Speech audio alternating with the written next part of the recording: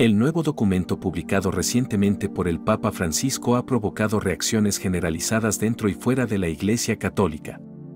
Este documento, que aborda la cuestión de la primacía papal, parece proponer una revisión significativa de la comprensión tradicional de este papel, lo que suscita muchas preocupaciones entre los fieles. La primacía papal ha establecido históricamente al Papa como la autoridad suprema de la Iglesia Católica, una figura que ostenta el poder supremo en cuestiones de doctrina, disciplina y gobierno eclesiástico. Este principio ha sido un pilar fundamental de la Iglesia Católica durante siglos, afirmado definitivamente por el Concilio Vaticano y en 1870 con la definición del dogma de la infalibilidad papal. Uno de los principales objetivos del documento es encontrar una manera de ejercer la primacía papal que sea aceptable para todas las iglesias cristianas, incluidas las ortodoxas y protestantes. Esto implica una redefinición del papel del Papa no como una figura suprema y autoritaria, sino como un primus inter pares, primero entre iguales, un líder que lidera por consenso y colaboración con otros obispos. Esta visión colegiada del liderazgo papal se considera una forma de promover la unidad cristiana y superar las divisiones históricas. Algunos han comparado la dinámica actual con los temas abordados por Malachi Martin en su libro La casa azotada por el viento, donde la destrucción de la primacía papal es un tema central. Martin, en su libro, describe una iglesia bajo ataque, con fuerzas internas y externas que apuntan a socavar la autoridad del Papa. Analizaremos estas dinámicas y las tesis de Malachi Martin. Primero, las respuestas al nuevo artículo varían ampliamente. Entre los católicos ortodoxos, las reacciones han sido encontradas. Algunos ven el documento como una amenaza a la tradición, mientras que otros creen que podría representar un paso hacia una mayor colegialidad y participación en el gobierno de la Iglesia. Los protestantes, por el contrario, mostraron una reacción bastante indiferente, aunque algunos acogieron con agrado la apertura al diálogo ecuménico. El contexto en el que se publicó este documento es de fundamental importancia para comprender sus implicaciones.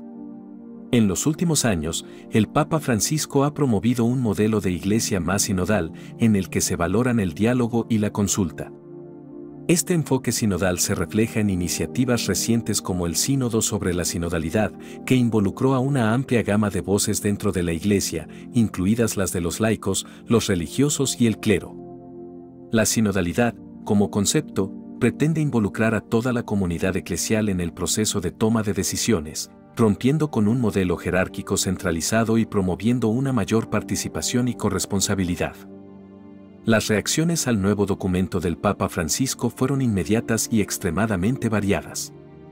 Algunos miembros de la Iglesia Católica, particularmente aquellos vinculados a la tradición, han expresado profundas preocupaciones.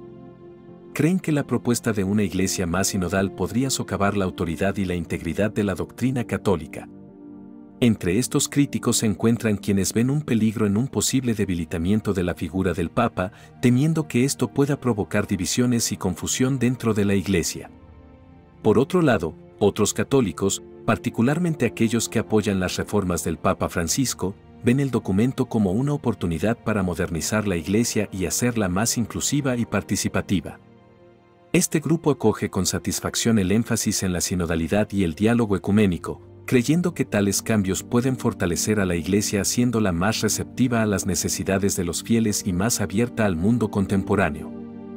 En este contexto, el nuevo documento del Papa Francisco puede verse como un intento de avanzar en esta visión sinodal. Sin embargo, la propuesta de reducir la primacía papal inevitablemente ha generado preocupaciones sobre la posible erosión de la autoridad central del Papa y las implicaciones que esto podría tener para la unidad y cohesión de la Iglesia Católica.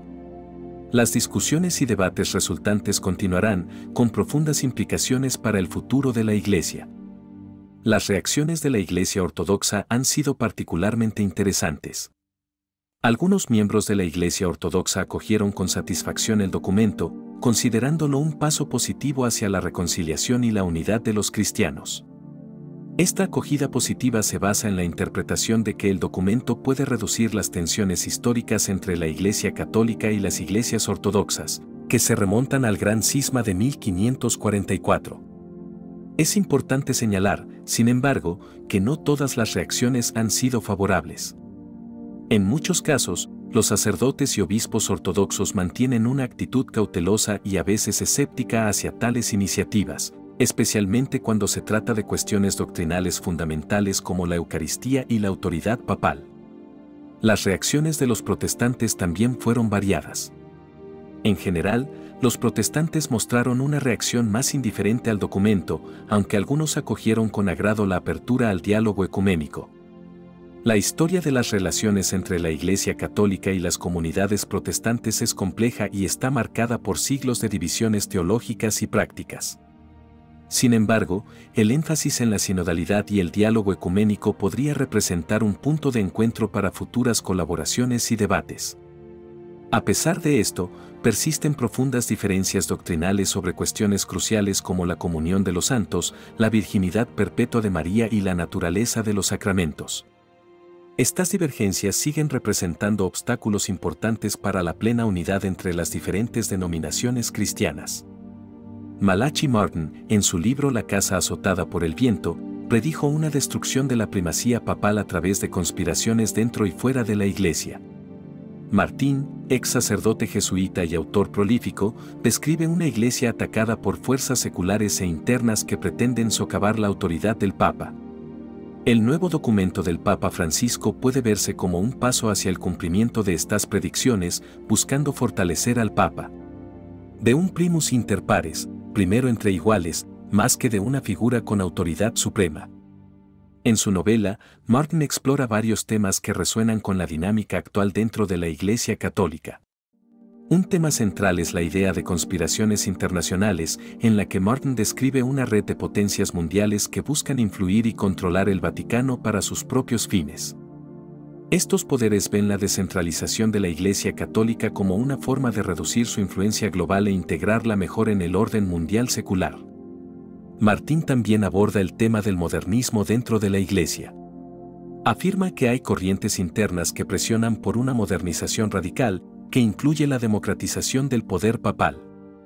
Estos movimientos buscan alinear las enseñanzas de la Iglesia con los valores modernos y seculares, a menudo en detrimento de las tradiciones seculares. Martín ve esto como un peligro para la identidad y la integridad de la Iglesia, y teme que estas tendencias puedan conducir a una pérdida de la verdadera fe católica. Otro tema discutido es la erosión de la tradición católica y la creciente aceptación de ideologías seculares. Martín cree que este fenómeno puede comprometer la fe y la doctrina de la Iglesia, provocando una pérdida de autoridad moral y espiritual. El documento del Papa Francisco parece reflejar algunas de las preocupaciones planteadas por Martin.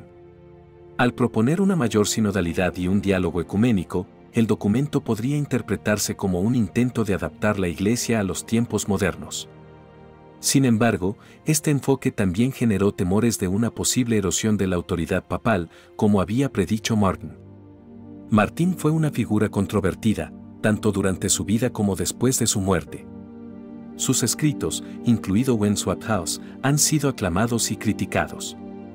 Los partidarios ven a Martín como un profeta que anticipó las crisis actuales de la Iglesia, mientras que los críticos lo acusan de sensacionalismo y exageración de los peligros.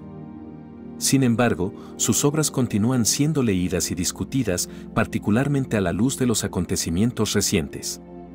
El hecho de que muchas de sus predicciones parezcan hacerse realidad confiere a sus escritos una nueva relevancia.